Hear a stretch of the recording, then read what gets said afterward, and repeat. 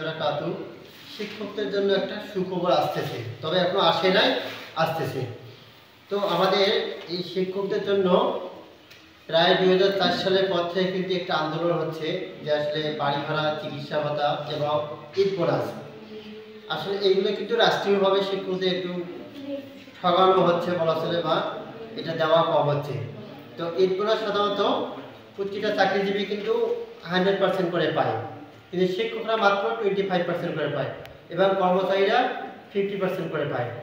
এখন এই বাড়ি ভাড়া, চিকিৎসা ভাতাটা কিন্তু একেবারেই নগণ্য। আসলে এটা নিয়ে আন্দোলন চলছে বেশ কয়েকদিন থেকে।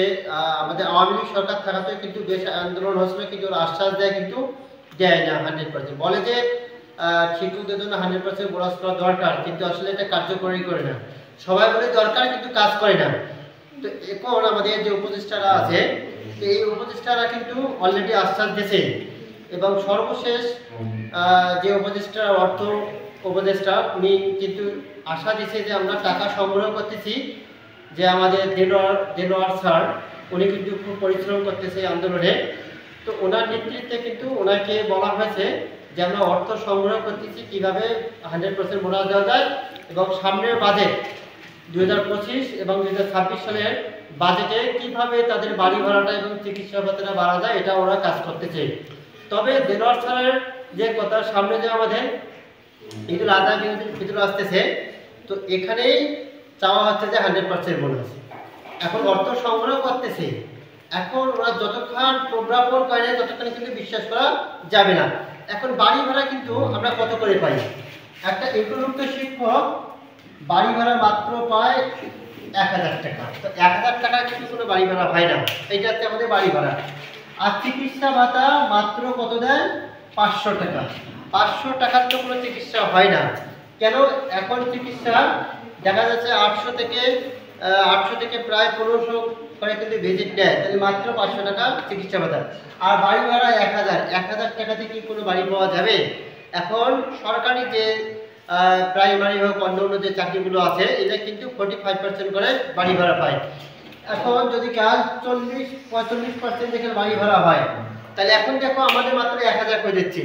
এখন যদি কাজ যারা এমপিভুক্ত শিক্ষক, যাদের বিএড আছে, তারা কিন্তু 10ম কোডে কিন্তু তারা বেতন পায়, 10ম গ্রেডে। তো 10ম গ্রেডে হলে কিন্তু তাদের 16,000 টাকা কিন্তু বেসিকটা হয়, মানে তার স্টাডি 16,000 বা তার স্কেলটা।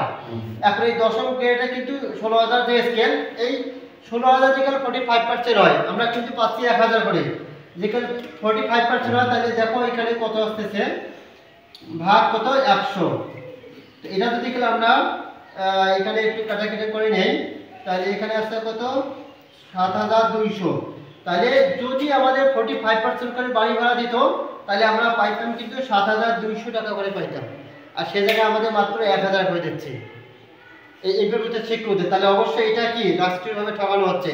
তবে এটা দ্রুত আশা করা যাচ্ছে, এটা দ্রুত এটা পাস হবে বা প্রজ্ঞাপন হবে। এখন আসলে 16,000 স্কেলের জন্য কিন্তু আমাদের কত? 7200।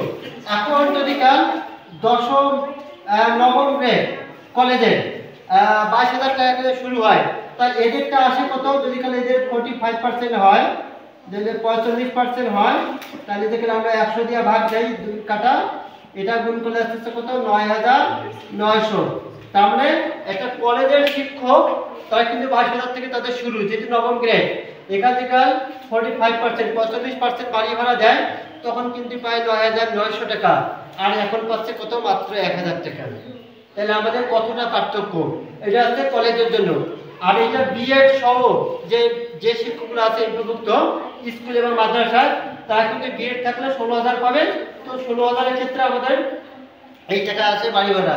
যদি আমাদের 45% বাড়ি ভাড়া দেয়, তাহলে আমরা কিন্তু এই টাকাগুলো কিন্তু আমরা পাবো কলেজের জন্য এটা, এবং স্কুল এবং মাদ্রাসার জন্য এটা।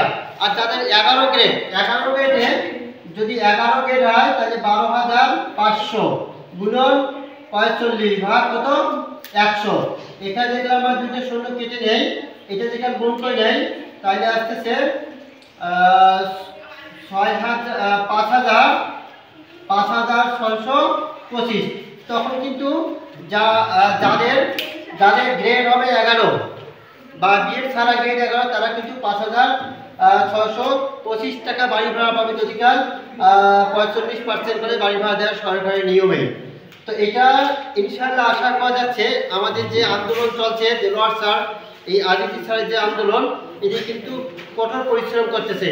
তো আমাদের ঢাকা আশেপাশে যারা আছি শিক্ষকরা, তারা অবশ্যই এই আন্দোলনে যোগদান করব। কেন এই আন্দোলনে কিন্তু দেখা যাচ্ছে যে আমাদের 100% বোনাস এবং এই বাড়ি ভাড়াটা কিন্তু 45% হতে পারে।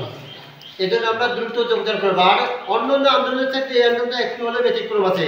কেন এই আন্দোলনে কিন্তু অলরেডি সচিব থেকে কিন্তু সচিবালয়ে কিন্তু 2 দিন মিটিং হয়েছে। অন্যান্য আন্দোলনে কিন্তু এভাবে মিটিং হয়নি বা এভাবে আশ্বাস দিয়েছে কিন্তু। অতএব যেমন কাউসার স্যার 2023 সালে কিন্তু উনি আন্দোলন করছে, ওনাকে আশ্বাস দিয়েছে কিন্তু উনি আন্দোলনটা স্থগিত করছে, তাতে কিন্তু আমাদের হয়নি।